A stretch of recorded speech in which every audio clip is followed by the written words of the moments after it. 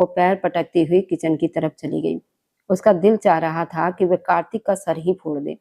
पहले उसे समझ नहीं आ रहा था कि वो मयूर से क्यों जल रहा है, और अब वो खुद जलन महसूस कर रही थी। कितना बेवकूफ और कितना अजीब इंसान है, 1 मिनट में ही अपना पक्ष बदल लिया। कावेरी ने किचन के सेल पर रखी बोतल उठाई और उसे कल का पायल वाला घटना याद आ गया, जिसे वो बिल्कुल भी याद नहीं करना चाहती थी।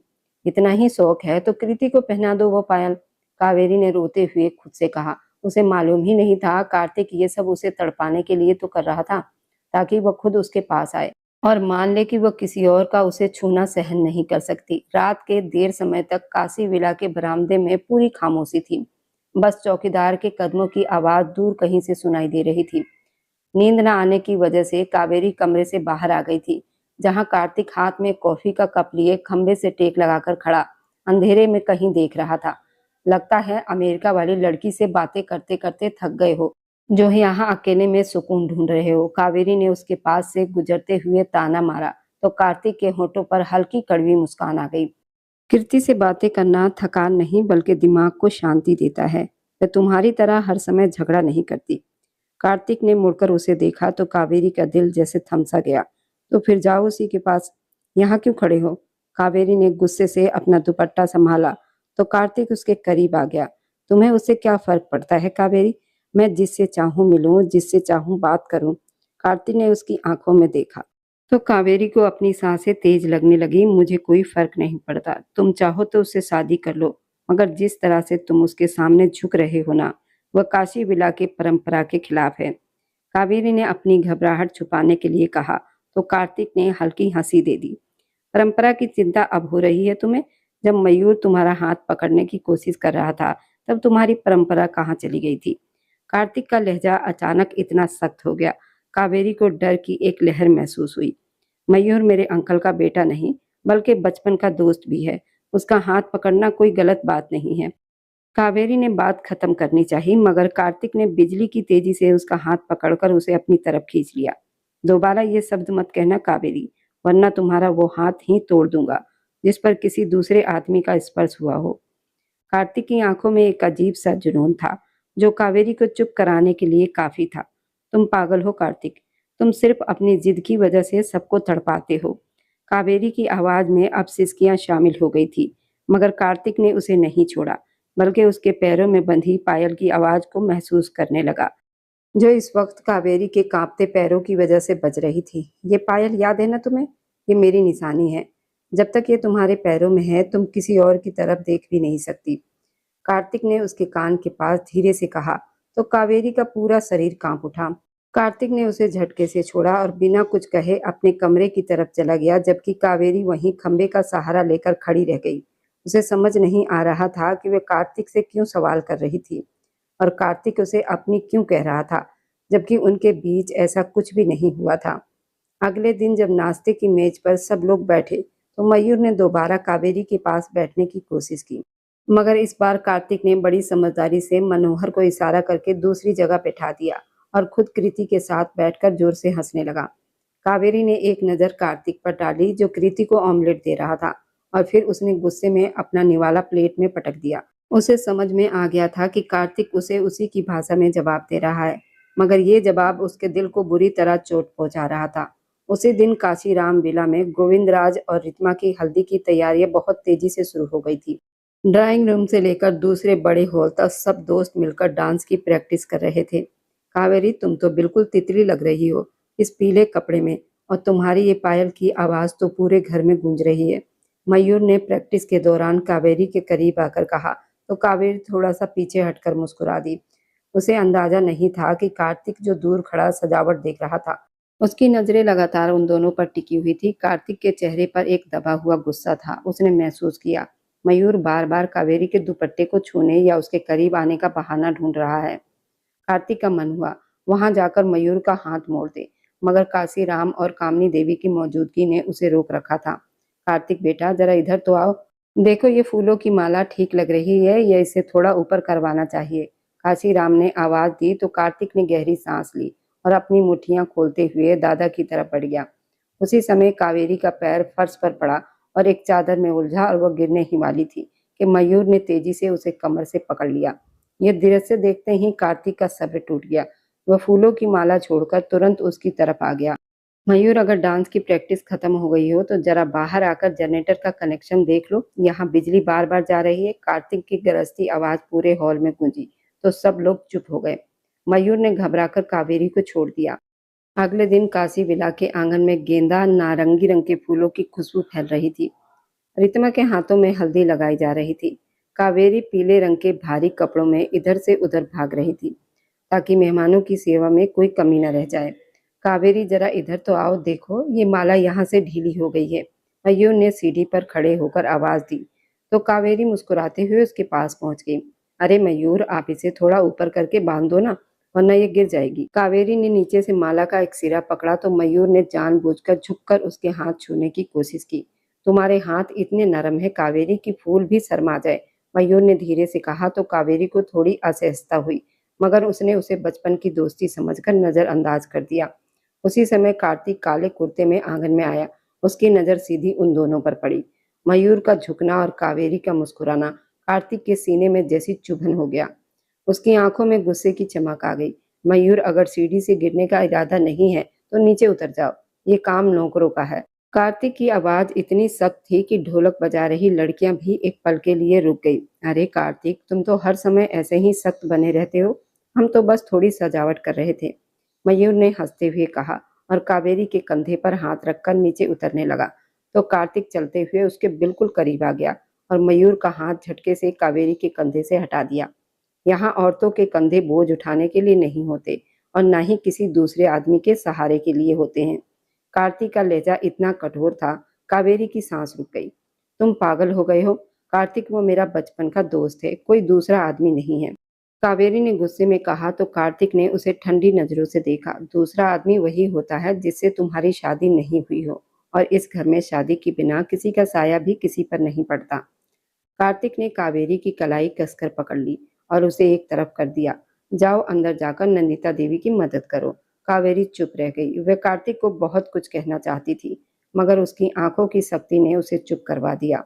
वह गुस्से में पैर पटकती हुई अंदर चली गई, जबकि कार्तिक ने मयूर को वहीं रोक लिया।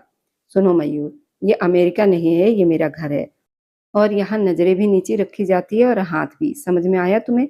कार्तिक ने मयूर के कॉलर के पास हाथ ले जाकर उसे चेतावनी दी तो मयूर के माथे पर पसीना आ गया।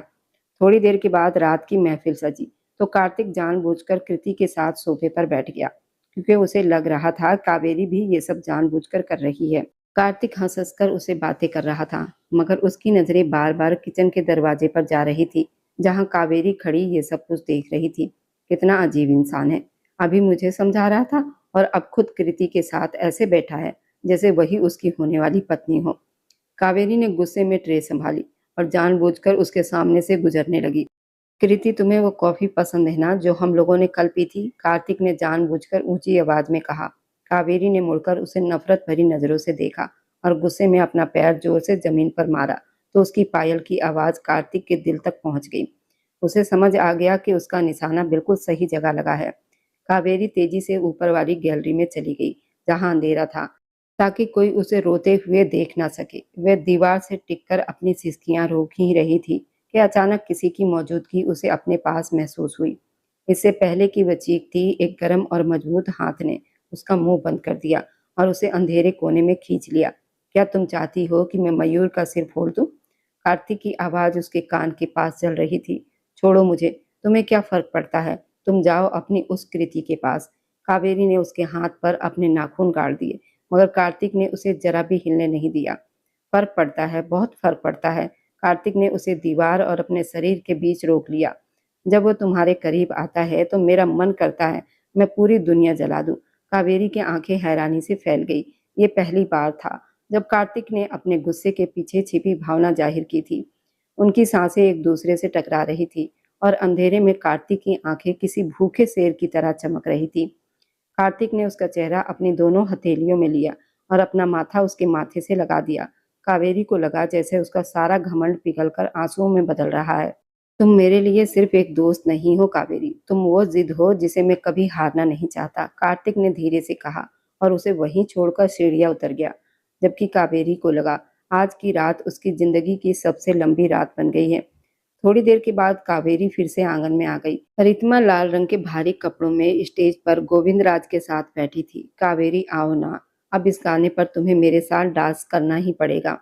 कृति ने माइक पर घोषणा की तो सब ने ताली बजाना शुरू कर दिया।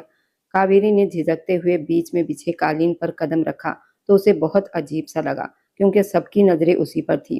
कृति भी वहीं आ गई और दोनों डांस करने लगी। कावेरी के डांस में वही मासूमियत और सुंदरता थी जो कार्तिक के दिल को घायल कर देती थी। दूर एक खंबे से टिककर कार्तिक बाहर से शांत दिखाई दे रहा था, मगर उसकी नजरें सिर्फ कावेरी पर थी। उसी बीच मयूर, जो काफी देर से मौका ढूंढ रहा था, अपनी जगह से उठा और डांस करती हुई कावेरी के पास जाकर उसके ऊपर पैसे लुटाने लगा। उसकी उंगलियां बार बार कावेरी के दुपट्टे और बालों को छू रही थी। वाह कावेरी, तुमने तो डांस की प्रैक्टिस बहुत अच्छी की है, मयूर ने उसके कान के पास झुककर कहा तो कावेरी के कदम एक पल के लिए डगमगा गए और उसने घबराकर कार्तिक की तरफ देखा, जिसका चेहरा अब गुस्से से लाल हो चुका था। कार्तिक ने मोबाइल जेब में रखा और शेर की तरह तेजी से कालीन के बीच पहुंच गया। उसने कावेरी का हाथ इतनी जोर से पकड़ लिया, कावेरी के मुंह से हल्की सी आवाज निकल गई, बस बहुत हो गया डांस। कार्तिक की आवाज में इतनी गरज थी, तुरंत किसी ने म्यूजिक बंद कर दिया। कार्तिक, ये क्या बदतमीजी है, हम तो बस खुशी मना रहे हैं। मयूर ने सामने आने की कोशिश की, मगर कार्तिक ने उसे ऐसी तेज नजरों से देखा कि मयूर वहीं रुक गया। खुशी अपनी सीमा में रहकर मनानी चाहिए मयूर, और अगर तुमने दोबारा कोई हरकत की तो याद रखना, यह हाथ फिर किसी काम के नहीं रहेंगे। कार्तिक ने कावेरी को अपने पीछे कर लिया और मयूर के बिल्कुल सामने खड़ा हो गया। कार्तिक, होश में रहो, ये सबके सामने क्या कर रहे हो? काशीनाथ ने आगे बढ़कर उसे रोकना चाहा, मगर कार्तिक का गुस्सा अब काबू से बाहर था। लेकिन फिर भी उसने अंकल को कोई जवाब न दिया।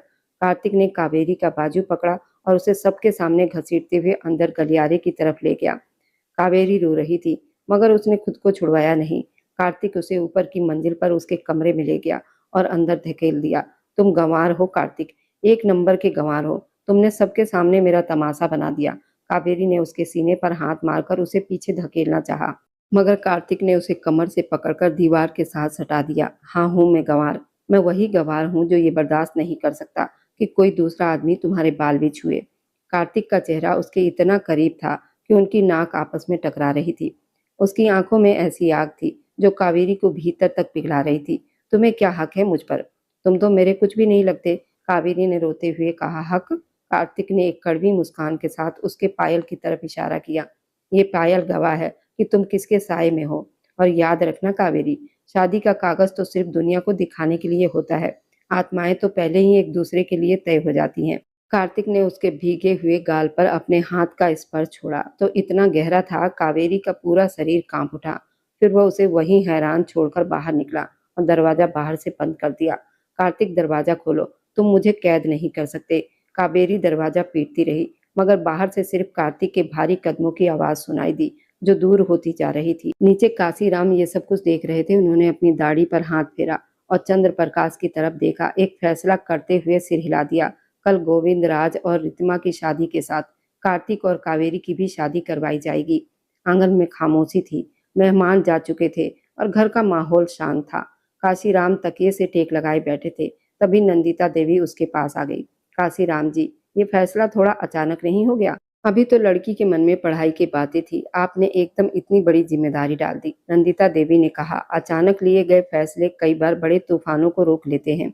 मयूर की नीयत ठीक नहीं है, वह कावेरी को यहाँ से दूर ले जाना चाहता है, मगर मैं अपनी उस बच्ची को किसी ऐसे हाथ में नहीं दे सकता जो उसकी कदर ना जानता हो। कार्तिक जितना सख्त दिखता है, उसका दिल उतना ही कोमल है। वह नंदिता देवी को समझाने लगे। नंदिता देवी भी समझ गई, क्योंकि वह जानती थी कि काशीराम की कोई भी चिंता बेवजह नहीं होती। सुबह होते ही ये बात कावेरी तक पहुंच गई और उसका दिमाग घूम गया। उसे कुछ भी समझ नहीं आ रहा था, ये सब क्यों हो रहा है। उसे रात वाली बात अब याद आई थी। उसे कार्तिक जीवन साथी के रूप में बिल्कुल मंजूर नहीं था, क्योंकि उसे ये पसंद नहीं था कि वह किसी और से बात करते हुए भी देख नहीं सकता। वह कमरे में बैठी उसी उलझन में थी। अचानक दरवाजा खुला और कार्तिक अंदर आता दिखाई दिया। उसे देखकर कावेरी तुरंत बिस्तर से नीचे उतर आई। उसकी आंखों में गुस्सा भर गया, क्योंकि उसे लग रहा था ये सब कुछ कार्तिक की ही चाल है। मैं ये शादी नहीं करना चाहती, तुम जबरदस्ती नहीं कर सकते। मैं अभी जाकर सबको मना कर दूंगी, कावेरी ने ऊंची आवाज में कहा। मगर कार्तिक के चेहरे पर गुस्सा नहीं आया। उसने शांति से अपना हाथ आगे बढ़ाया। ठीक है कावेरी, अगर तुम्हें लगता है ये कैद है तो अभी मेरे साथ चलो। सब हॉल में बैठे हैं, चलो उनके सामने कह दो तुम्हें ये रिश्ता मंजूर नहीं। मैं वादा करता हूँ कि मैं एक शब्द भी नहीं बोलूंगा, तुम्हारा फैसला स्वीकार कर लूंगा। उसने कावेरी की कलाई पकड़ी और उसे दरवाजे की तरफ ले जाने लगा, मगर कावेरी के कदम कांप रहे थे। कार्तिक की पकड़ मजबूत थी, लेकिन उसमें पहले जैसी सख्ती नहीं थी।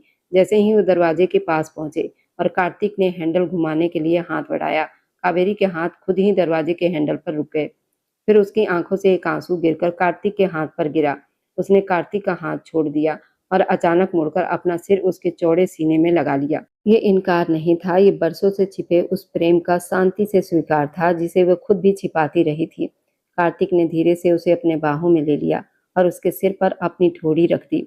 उस पल घर की दीवारें गवाह बन गई कि सारी गलतफहमियां एक शांत स्पर्श से पिघल चुकी थी। थोड़ी देर वे दोनों वहीं खड़े रहे, मगर कुछ बोले नहीं। फिर कार्तिक वहां से चला गया, क्योंकि आज ही उसे अपनी शेरवानी और कावेरी का लहंगा डिजाइनर से लेना था। ये सब इतनी जल्दी हो रहा था। हर किसी के चेहरे पर खुशी दिखाई दे रही थी। कावेरी जो पहले बहुत परेशान थी, अब उसके चेहरे पर भी हल्की मुस्कान थी। वह अपने कमरे में खड़ी आईने में खुद को देख रही थी। उसे विश्वास नहीं हो रहा था कि उसने खुद को उसी कार्तिक के भरोसे छोड़ दिया जिससे उसकी हमेशा नोक-झोंक होती थी। मगर वह नहीं जानती थी, उन्हीं नोक-झोंक और गलतफहमियों के बीच कब वो उस पर अपना दिल हार बैठी थी। आखिर शाम का समय भी आ गया। रितिमा और कावेरी दोनों तैयार बैठी थी। वे दोनों रितिमा के कमरे में थी, क्योंकि शादी की रस्में वहीं होनी थी। जब बाहर आंगन में पंडित जी ने दोनों लड़कों से विवाह के मंत्रों के साथ उनकी शादी संपन्न करवाई थी, उसके बाद चंद्रप्रकाश पंडित जी को भारी दान दक्षिणा देकर विदा किया था। उन्होंने कभी नहीं सोचा था कि दोनों दोस्तों के बच्चों को वो एक साथ अपनी बहू बना लेंगे। उनके चेहरे पर संतोष और खुशी साफ दिखाई दे रही थी। कमरे में पहले से ही महिलाएं मौजूद थी। शादी के तुरंत बाद कावेरी को ऐसा महसूस हो रहा था जैसे उसके दिल में गहरा सुकून भर गया हो। दूसरी तरफ रितिमा के चेहरे पर भी मुस्कान थी, क्योंकि गोविंदराज उसका सच्चा प्रेमी था और अब वे दोनों एक हो चुके थे। फिर दोनों लड़कियों को विदा करके अपने अपने जीवन साथियों के कमरे में पहुंचा दिया गया। जब रात और गहरी हो गई तो कार्तिक अपने कमरे की तरफ आने लगा। उसके कदमों की आहट में आज एक अजीब सा सुकून था। जैसे ही उसने कमरे के दरवाजे का हैंडल घुमाया, अंदर से गुलाब के फूलों की हल्की खुशबू ने उसका स्वागत किया। सामने बिस्तर पर कावेरी बैठी थी, वही लाल रंग का लहंगा पहनी थी जो कार्तिक जल्दी में डिजाइनर से लेकर आया था। कावेरी का सिर झुका हुआ था और उसके हाथों की मेहंदी की खुशबू भी पूरे कमरे में फैल रही थी। कार्तिक ने चुपचाप दरवाजा बंद किया और कुंडी लगा दी। इस बार उसकी आवाज से कावेरी घबराई नहीं, बल्कि उसके पूरे शरीर में हल्की सी कपकपी दौड़ गई। कार्तिक धीमे कदमों से चलता हुआ उसके सामने आकर खड़ा हो गया। कावेरी ने शर्म के कारण अपनी पलकें नहीं उठाई, मगर उसे अपने सामने कार्तिक की मौजूदगी गर्माहट महसूस हो रही थी। कावेरी। कार्तिक की आवाज इतनी धीमी और नरम थी, कावेरी का दिल तेजी से धड़कने लगा। कार्तिक ने अपने हल्के कांपते हाथों से कावेरी की ठोड़ी पकड़कर उसका चेहरा ऊपर किया तो उसकी आंखों में नमी थी। उसी पल कार्तिक ने उसके माथे पर अपने होंठ रख दिए। ये एक लंबा और सच्चे प्रेम से भरा चुंबन था, जिसे पुराने सारे दुख जैसे मिटा दिए हों। तुम्हें अंदाजा भी है कावेरी, मैंने इस पल के लिए कितनी रातें जागकर बिताई है। कार्तिक ने उसके पास बैठते हुए उसका मेहंदी से सजा हाथ अपने हाथों में लिया और उसकी उंगलियों को चूमने लगा। मैं गंवार कहलाने को भी तैयार था, तुम्हारी नाराजगी सहने को भी तैयार था, बस एक डर था, कहीं तुम्हें खो ना दूं। कावेरी ने धीमी आवाज में कहा, मुझे लगता था कि आप सिर्फ अपने घमंड की वजह से ये सब कर रहे हैं। कार्तिक ने गहरी सांस ली और उसकी आंखों में देखने लगा। घमंड तो बहुत पहले तुम्हारे कदमों में हार गया था कावेरी। जिस दिन तुमने पहली बार मेरे दिल के दरवाजे पर दस्तक दी थी, उसी दिन कार्तिक ने अपना दिल हार दिया था। कावेरी के होठों पर हल्की सी शर्मीली मुस्कान आ गई। कार्तिक ने उसका हाथ अपने सीने पर रखा, जहां उसका दिल तेज से धड़क रहा था। अब ये कमरा सिर्फ मेरा नहीं, हमारा है। कार्तिक उसके कान के पास झुककर धीरे से बोला। उसकी आवाज अब आने वाले समय के सपनों में खो गई थी। मैं चाहता हूँ यहाँ तुम्हारी हंसी गूंजे। मैं तुम्हें दुनिया की हर वह खुशी दूंगा जिसकी तुमने कभी कल्पना भी नहीं की होगी। और सुनो, मैंने अपने स्टडी रूम में तुम्हारे काम का सामान भी रखवा दिया है, जहाँ तुम अपनी किताबें लिखोगी और मैं तुम्हारे लिए चाय बनाकर लाऊंगा। कार्तिक के इस बदलते हुए रूप पर कावेरी हैरान भी थी और खुश भी थी। कार्तिक ने उसकी झिझक को नजरअंदाज करते हुए आगे कहा, और हाँ, मैं चाहता हूँ कि जब इस घर में छोटे छोटे कदमों की आवाज गूंजे तो वो बिल्कुल तुम्हारी तरह जीती हो, मगर उनकी आंखों में मेरी तरह सिर्फ तुम्हारे लिए प्यार से भरी हो। बच्चों का जिक्र सुनकर कावेरी शर्माकर अपना चेहरा कार्तिक के कंधे पे छुपाकर हंस पड़ी। उसकी हंसी ने कमरे की शांति में मिठास घोल दी और कार्तिक ने उसे और करीब कर लिया। तुम हंस रही हो? मैं तो गंभीर हूँ कावेरी, कार्तिक ने चेहरे पर बनावटी गंभीरता लाते हुए कहा। हालांकि वह सिर्फ उसे छेड़ रहा था। कावेरी ने सिर उठाकर कार्तिक की आंखों में देखा, जहां उसे अपने लिए प्रेम का गहरा सागर दिखाई दिया। उसने धीरे से कार्तिक का हाथ थाम लिया। मैंने कभी नहीं सोचा था कि आप इतने रोमांटिक भी हो सकते हैं। कार्तिक ने मुस्कुराकर उसकी नाक को हल्के से छुआ। अभी तो तुमने मेरा सिर्फ वो रूप देखा है जो दुनिया के लिए था, अब जो देखोगी वो सिर्फ तुम्हारे लिए होगा। रात का आखिरी पहर शुरू हो चुका था, मगर उन दोनों के लिए ये एक नई जिंदगी की शुरुआत थी। कार्तिक ने कमरे की रोशनी हल्की कर दी। उस रोशनी में कावेरी के चेहरे पर फैली मुस्कान को अपनी आंखों में बसाकर देखता रहा। सारी गलतफहमियां, सारे झगड़े, सारी दूरियां अब एक ही रात में खत्म हो गई थी। जब सुबह खिड़की से सूरज की पहली किरण ने कावेरी के चेहरे को छुआ तो उसकी नींद खुल गई। उसने हल्की नींद की हालत में करवट ली तो उसे अपने चारों तरफ मजबूत बाहों का एहसास हुआ। कार्तिक उसके बिल्कुल पास सो रहा था। उसके चेहरे पर पहली वाली सख्ती अब कहीं नहीं थी। उसकी जगह एक गहरा सुकून और अपनापन था। कावेरी ने कुछ देर चुपचाप कार्तिक के शांत चेहरे को देखा। उसे विश्वास नहीं हो रहा था, ये वही इंसान है जिसे वह हर समय लड़ती रहती थी। उसने धीरे से अपने हाथ कार्तिक के बिखरे बालों में फेर दिए तो कार्तिक की आंखें तुरंत खुल गई। उसकी गहरी नजरों ने जब कावेरी को अपने इतने पास पाया तो उसके होठों पर मुस्कान आ गई। दिवाली तो बीत गई, मगर मेरी जिंदगी की असली दिवाली तो आज हुई है। कार्तिक ने उसका हाथ पकड़कर अपनी आंखों से लगा लिया। कावेरी शर्माकर नजरें झुका गई। अब उठो, सब नीचे इंतजार कर रहे होंगे, सब क्या सोचेंगे। कावेरी ने उठने की कोशिश की, मगर कार्तिक ने उसका हाथ नहीं छोड़ा और शरारत से उसे अपनी तरफ थोड़ा और खींच लिया। सबको पता है कि मैं तुमसे कितना प्यार करता हूँ, अभी थोड़ी देर और रुक जाओ ना। ये खामोशी और ये पल दोबारा इतने सुकून से नहीं मिलेंगे। कार्तिक ने उसके कान के पास धीरे से कहा तो कावेरी का पूरा चेहरा गुलाब की तरह खिल उठा। वह कुछ देर उसे अपने सीने से लगाए बैठा रहा, जैसे खुद को यकीन दिला रहा हो कि अब वह सिर्फ उसकी है। और कावेरी ने भी खुद को पूरी तरह उसके हवाले कर दिया था। लेकिन अगले ही पल जब कावेरी को महसूस हुआ कि बहुत देर हो रही है तो उसने धीरे से खुद को उसकी बाहों में छुड़ाया और बिस्तर से नीचे खड़ी हो गई। थोड़ी देर के बाद दोनों नहा धोकर तैयार हुए। कमरे का माहौल फिर से खुशबू से भर गया। कावेरी ने हल्के गुलाबी रंग का सूट पहना था। गीले बालों को एक तरफ करके आईने के सामने खड़ी बालियां पहन रही थी। कार्तिक सफेद इस्त्री किए हुए कुर्ते में बाल संवारता हुआ उसके पीछे आकर खड़ा हो गया। उसने आईने में कावेरी का चेहरा देखा और उसके कंधों पर हाथ रखकर उसे अपने तरफ खींच लिया। तैयार हो, अब हमें नीचे जाकर उन सब का सामना करना है जो कल तक हमारी लड़ाइयों के किस्से सुनाते थे। कार्तिक ने मुस्कुराकर कहा तो कावेरी ने मुड़कर उसका हाथ थाम लिया और उसकी आंखों में भरोसे से देखने लगी। आप साथ हैं तो अब किसी का भी सामना किया जा सकता है। कार्तिक ने उसकी हथेली को चूमा और फिर दोनों एक दूसरे का हाथ पकड़े कमरे से बाहर निकल गए। जैसे ही वह सीढ़ियां उतरकर नीचे पहुंचे तो नंदिता देवी और काशीराम, जो बैठक में साथ बैठकर कल की बातों पर चर्चा कर रहे थे, उन्हें साथ देखकर उनके चारों ओर मुस्कान आ गई। उसी समय रितिमा और गोविंद राज भी नीचे आ गए थे। अब सारे घर वाले बैठक में इकट्ठा थे और नौकर सबको याद दिला रहे थे, क्योंकि नाश्ते में अभी समय था। कावेरी और कार्तिक एक सोफे पर साथ बैठे थे और कार्तिक जानबूझकर बार बार उसके और करीब हो रहा था, जबकि कावेरी सबकी नजरों के कारण बार बार थोड़ा दूर खिसक रही थी। मगर ये बात किसी की नजर से छिपी नहीं रही, इसलिए सबके चेहरे पर मुस्कान थी। मेहमान जा चुके थे। इधर शुरू में हमने मनोहर और कृति की प्रेम कहानी की बात की थी, मगर उस मोहब्बत की असली गहराई सबको बहुत बाद में पता चली। उस वक्त जब कृति विदेश में थी और मनोहर काशीराम हवेली के आंगन में हर रोज उसी उम्मीद के साथ खड़ा रहता था कि शायद आज वह लौट आए, क्योंकि बरसों से उसके दिल में बस एक ही नाम था, कृति। कावेरी, रितिमा और मनोहर तीनों सगे भाई बहन थे, लेकिन किस्मत ने उनसे उनके माँ बाप बहुत पहले छीन लिए थे। तब काशीराम ने ही इन तीनों को अपने आंचल में लेकर पाला था और बचपन में उनके माँ बाप से ये वचन लिया था कि इन बच्चों को कभी अकेला नहीं छोड़ेंगे। समय के साथ हवेली में रिश्ते भी बनते गए और काशीराम ने अपने सबसे प्यारे पोते कार्तिक को कावेरी के लिए चुन लिया था। सब कुछ अपने ढंग से चलता रहा, मगर दिलों के राज हमेशा छुपे नहीं रहते। जब कृति विदेश से वापस लौटी तो उसकी आंखों में मनोहर के लिए वही पुरानी मोहब्बत साफ झलक रही थी, जिसे उसने बरसों तक अपने दिल में संभाल कर रखा था। अब वो प्यार छुपाए नहीं छुपता था। धीरे धीरे इस भीड़ भाड़ भरी हवेली में सबको मनोहर कृति की मोहब्बत का एहसास हो गया। मयूर, जो कृति का भाई था, हवेली के सामने ही रहता था। विदेश जाकर कुछ आदतों में बदल गया था, मगर कृति ने हमेशा खुद को मनोहर के लिए संभाल कर रखा हुआ था। आखिरकार जब सच सबके सामने आया तो किसी ने इस प्यार के रास्ते में रुकावट नहीं डाली। बल्कि पूरे घर ने मिलकर इस मोहब्बत को अपना लिया। खुशियों के बीच मनोहर और कृति की शादी धूमधाम से हुई। कावेरी और कार्तिक का रिश्ता भी उसी हवेली में खिल उठा और सबसे छोटे पोते गोविंद राज की शादी रितमा से हो गई। कभी जो हवेली खुशियों से भरी रहती थी, अब वहीं हंसी, अपनापन और रिश्तों की गर्माहट गूंजने लगी। वक्त ने सबको बहुत कुछ सिखाया, मगर आखिर में हर दिल को उसका सुकून ही मिल गया, क्योंकि सच्ची मोहब्बत चाहे जितना इंतजार करवा दे, मगर आखिरकार अपने मुकाम तक जरूर पहुंचती है।